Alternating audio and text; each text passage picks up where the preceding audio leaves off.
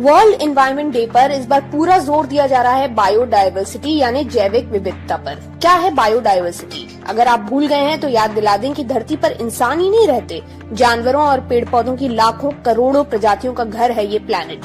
जिस तरह हर इंसान एक जैसा नहीं है, हम सब अपने आप में अलग और अनोखे हैं, उसी तरह दूसरे जीव, फिर वो पेड़ पौधे हों या छोटी सी तितली या बड़ा सा जिराफ, हर एक जीव की इतनी प्रजातियां हैं, हर एक जीव की अलग अलग प्रजातियों के इतने अलग अलग ठिकाने हैं कि आप सोच भी नहीं सकते। लेकिन धीरे धीरे ये प्रजातियां विलुप्त होती जा रही हैं।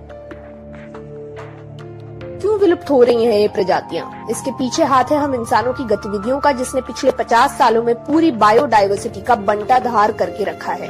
हमने हर काम जरूरत से ज्यादा किया, शिकार, कंस्ट्रक्शन, फिशिंग, जंगलों का खात्मा, खेती और मीट के लिए पोल्ट्री फार्मिंग, हर चीज जरूरत से ज्यादा। और इसी दोहन ने धरती की बायोडायवर्सिटी के संतुलन को बिगाड़ कर रख दिया।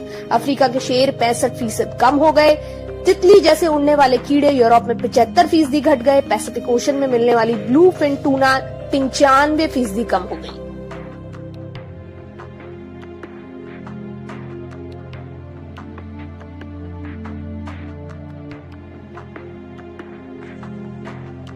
आपको लग सकता है कि इन सब से हमारा क्या वास्ता, ब्लू फिन टूना या तितली से मेरा क्या लेना देना, अफ्रीका में घूम रहा कोई जीव हमारे क्या काम का, उनके होने न होने से हमें क्या फर्क पड़ता है? तो आइए जानते हैं कि हमें क्या फर्क पड़ता है। कोरोना वायरस से अब तक हम सब वाकिफ हो चुके हैं। जैसे कि सामने आया है, कोरोना वायरस जानवरों से इंसानों में पहुंचा है।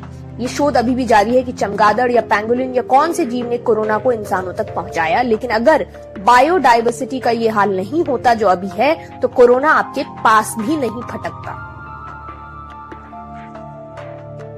इंसानों में होने वाली 75% बीमारियां ज़ोनोटिक हैं। ज़ोनोटिक यानी जानवरों से इंसानों के बीच फैलने वाली बीमारी।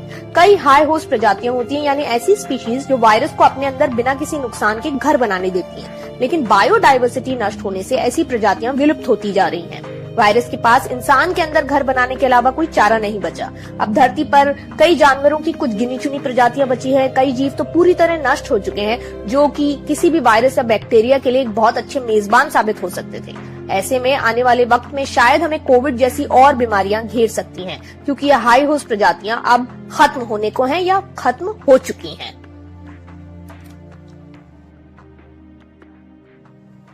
कोरोना वायरस का एक बहुत बड़ा परिवार है जो पंछी और स्तनपायी जीव यानी मैमल्स को इन्फेक्ट करता है। कोविड से पहले सार्स जैसी महामारी भी कोरोना वायरस की ही देन है। 7 कोरोना वायरस हैं जो इंसानों को इन्फेक्ट करते हैं, लेकिन सबके सब सीधे इंसानों पर हमला नहीं करते।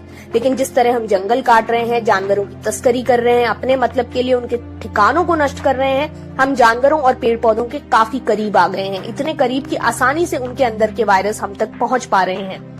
बस इतना समझ लीजिए कि जिस तरह एक समाज में डॉक्टर, इंजीनियर, मैकेनिक, प्लम्बर, हर किसी के काम की अहमियत है और एक का काम दूसरा नहीं कर सकता, एक के चले जाने से हमारा काम रुक जाता है, उसी तरह हर प्रजाति इस धरती पर जरूरी है।